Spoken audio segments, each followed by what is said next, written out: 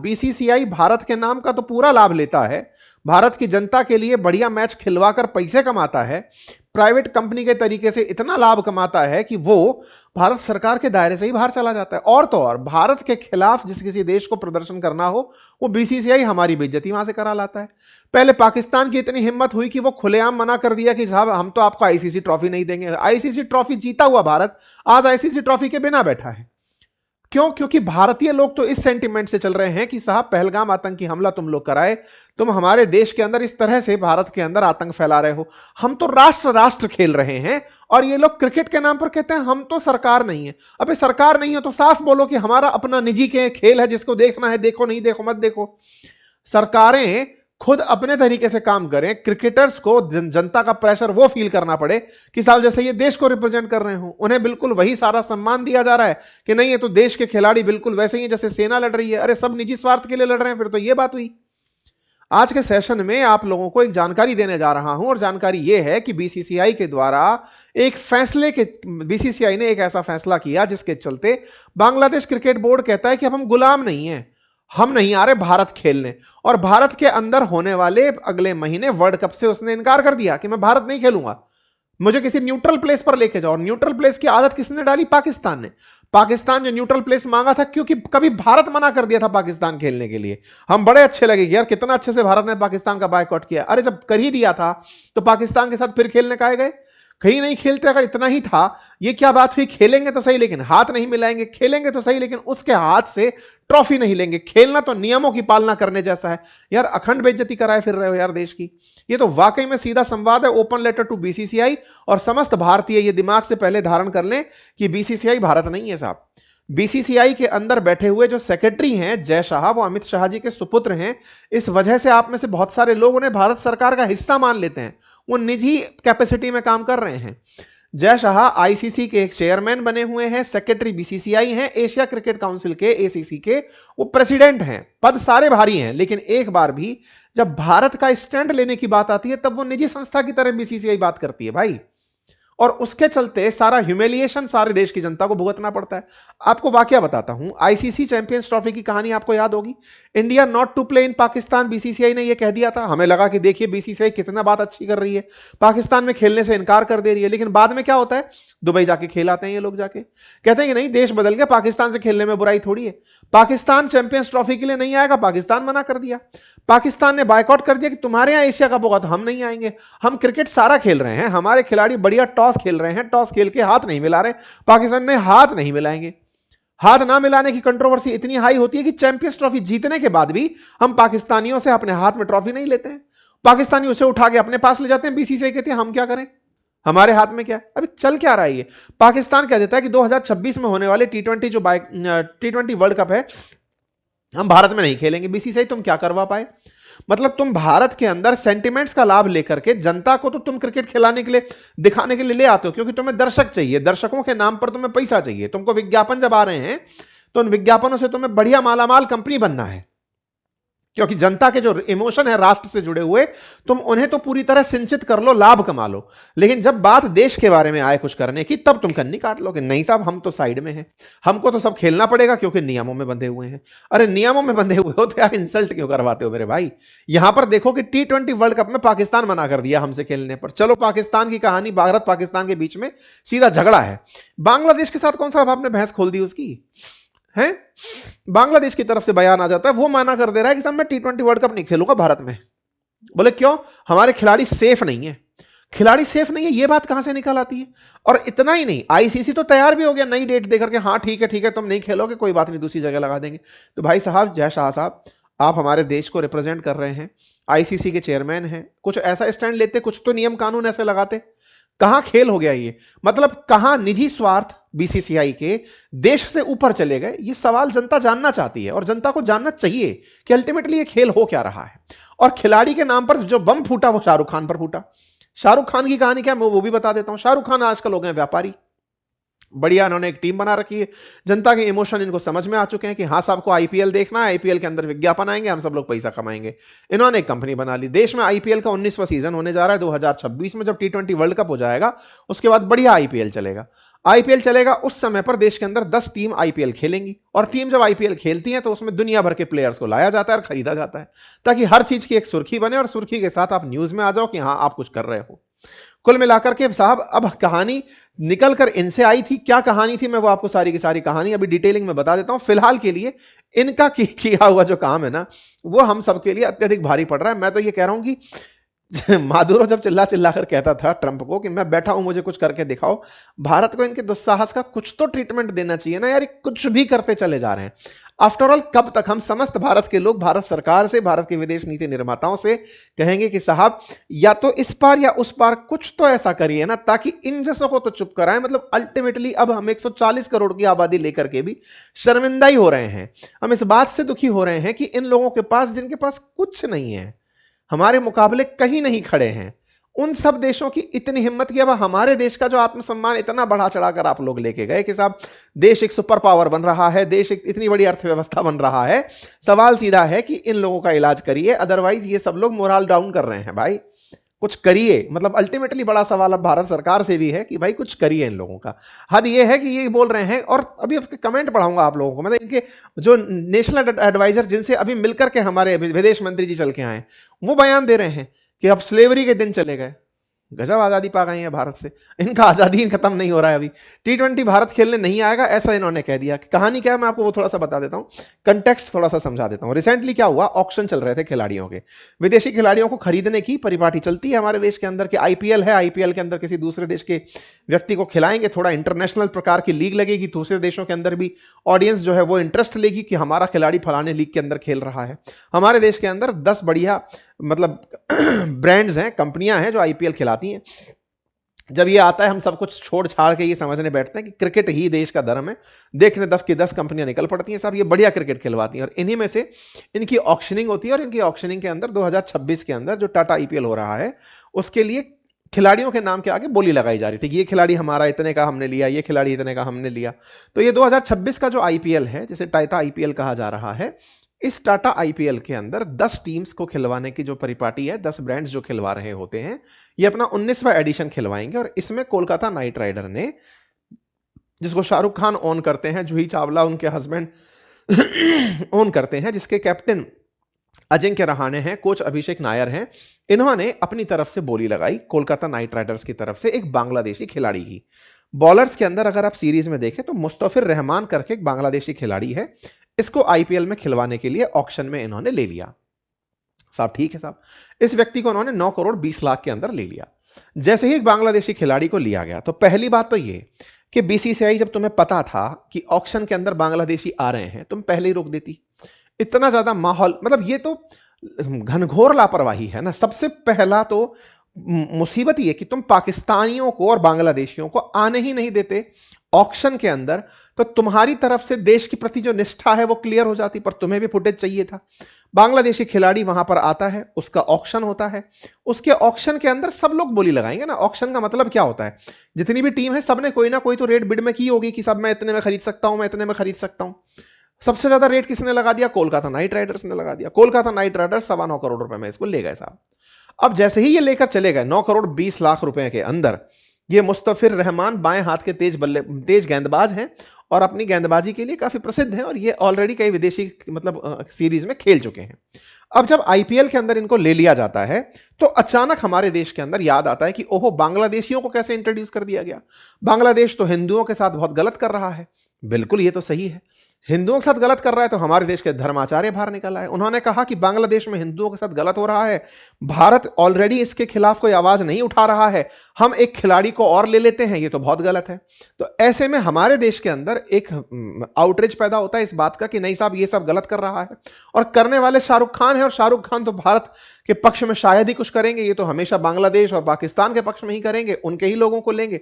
तमाम प्रकार की बातें शाहरुख खान के खिलाफ होना शुरू हो जाती है, एक पूरा मोमेंटम तैयार हो जाता है, बढ़िया तरीके से ट्रोलिंग शुरू होती है, और इतनी ट्रोलिंग हद पर होती है कि फाइनली बीसीसीआई के तरफ से सेक्रेटरी बाहर आते हैं, हमारे देश के कई धर्माचार्य बाहर निकल आते हैं, धर्मगुरु बाहर आकर के कहते हैं, देवकीनंदन ठाकुर, जगतगुरु रामभद्राचार्य, कि ये नहीं होना चाहिए, देश के अंदर ये सब ठीक नहीं है। राजनेता बाहर निकल आते हैं, राजनेता कहते हैं कि शाहरुख खान तो ऐसा कर ही सकते हैं। तमाम प्रकार की चीजें इसके अंदर एंगल एंट्री कर जाता है। हिंदुओं के साथ हो रहे अत्याचार का बांग्लादेश में एंट्री होती है यहां पर बातों की कि साहब बांग्लादेश में जो हो रहा है वो तो गलत है ही है, शाहरुख खान इस तरह की हरकत कर दे रहे हैं वो तो देश विरोधी की तरह से हरकत कर दे रहे हैं। ये तमाम प्रकार की चीजें सोशल मीडिया पर तैरना शुरू हो जाती है। कोई बात नहीं साहब, भाजपा के नेता हैं एक संगीत सम, वो कहते हैं कि पाकिस्तान का समर्थन करते थे कभी, अब बांग्लादेश का समर्थन कर रहे हैं। ये सब आउटरीच यहां पर पैदा हो जाता है साहब। अल्टीमेटली हमारे देश के अंदर मांग उठती है कि भारत से शाहरुख खान को माफी मांगनी चाहिए साहब। इस बीच में कांग्रेस के नेता शशि थरूर भी उतर आते हैं और वो अपनी तरफ से एक बात बोलकर जाते हैं जो शायद इन सारी बातों के बीच में एक समाधान के तरीके से प्रेजेंट करते हैं वो, और वो कहते हैं कि भाई देखो, कुछ चीजें ऐसी हैं जिनको आपको इंसुलेट रखना पड़ेगा और चीजों से। और चीजों से मतलब भाई देश के बीच के संबंध है उनसे क्रिकेट को आइसोलेट रखिए, मतलब उसको बचाकर रखिए कि उसके ऊपर आपको अलग से रखना है, इंसुलेट करके रखिए कि उस पर आंच ना आए, इस तरह से उसको साइड में रखिए। ये अपना पक्ष रख जाते हैं। कुल मिला के सभी पक्षों के बीच में शाहरुख खान टारगेट पर आने लगते हैं। किसी को यह याद नहीं आता कि यह सब किया धारा बीसीसीआई का है, उसने परमिशन दी थी तभी जाकर के वहां आई थी। शाहरुख खान के साथ साथ और भी सारे लोग थे जिन्होंने वहां पर बोली लगाई थी, लेकिन नाम चूंकि सबसे ज्यादा बोली शाहरुख खान ने लगाई इसलिए उनका आ गया, उठा दिया गया शाहरुख खान को। इस बीच में बीसीसीआई के सेक्रेटरी बाहर निकलते हैं और बीसीसीआई के सेक्रेटरी बाहर आके कहते हैं कि कुछ ऐसे रिसेंट डेवलपमेंट्स हमको देखने को मिले हैं, इस वजह से हमने जो फ्रेंचाइजी ऑनर केकेआर के हैं, कोलकाता नाइट राइडर्स के हैं, उनसे कहा है कि आप इस खिलाड़ी को ना लें, बांग्लादेशी खिलाड़ी को ना लें, और हम आपके लिए दोबारा से बिडिंग प्रोसेस ओपन कर देंगे, आप किसी और खिलाड़ी को ले लीजिएगा। मतलब बीसीसीआई की तरफ से फाइनली इतना कुछ जब देश में रायता फैल गया, तब एक खिलाड़ी को देश से बाहर करने का कह दिया गया, टीम से बाहर करने का कह दिया गया। भाई मत लो इनको जाने दो, हम आपके लिए फिर से इस प्रोसेस को ओपन कर देंगे। साहब वाह वाह, बीसीसीआई हो गया कि बीसीसीआई ने तो कमाल ही कर दिया। शाहरुख खान के केस पे मतलब उन्होंने बांग्लादेशी खिलाड़ी को ही लौटा दिया और इस तरह से उन्होंने हरकत कर दी। सभी को लगा कि ये तो विजेता मूव है। ये विजेता मूव नहीं था। क्यों नहीं था, इसके पीछे भी मैंने आपको पहले भी कई बार बताया है। बीसीसीआई पहले भी ऐसे ही पाकिस्तान के केस में एक समझदारी करने का प्रयास की थी कि भारत की टीम पाकिस्तान नहीं जाएगी, हमें लगा बहुत बड़ा काम कर दिया, लेकिन हाँ दुबई खेलने चले जाएंगे क्योंकि पाकिस्तानियों ने हमें मना कर दिया।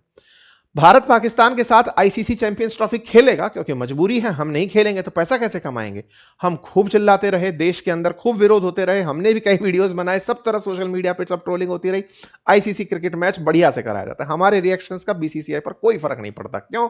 प्राइवेट कंपनी की तरह काम करती है। समझ ही नहीं आ रहा है, जनता कंफ्यूज हो रखी है, लगता है सरकार कर रही है ये काम, वो अपनी तरफ से खेल के निकल जा रहे हैं। इस बार भी ऐसा ही किया। बीसीसीआई ने शाहरुख खान को मना किया कि सुनिए आप ऐसे इस खिलाड़ी को मत लीजिए, छोड़ दीजिए। कोई बात नहीं, छोड़ दिया आपने। अच्छा, अब बांग्लादेश की बारी थी। कोलकाता नाइट राइडर्स ने तो अपनी तरफ से इनकार कर दिया, साहब हमने तो निकाल दिया खिलाड़ी, आपने कहा हम दूसरा खिलाड़ी ले लेंगे, कोई बात नहीं। अब बांग्लादेश से एक महानुभाव निकल के आते हैं। इनको पहचानिए कौन है ये वही है जिनसे मिलकर के हाल ही में हमारे साथ विदेश मंत्री मिलकर के आए थे। प्रोफेसर आसिफ नजरुल नाम है इनका, लॉ एडवाइजर हैं ये बाहर निकल के आते हैं। इन्हीं के पास में, आसिफ नजरुल के पास में ही इनका स्पोर्ट्स मंत्रालय भी है।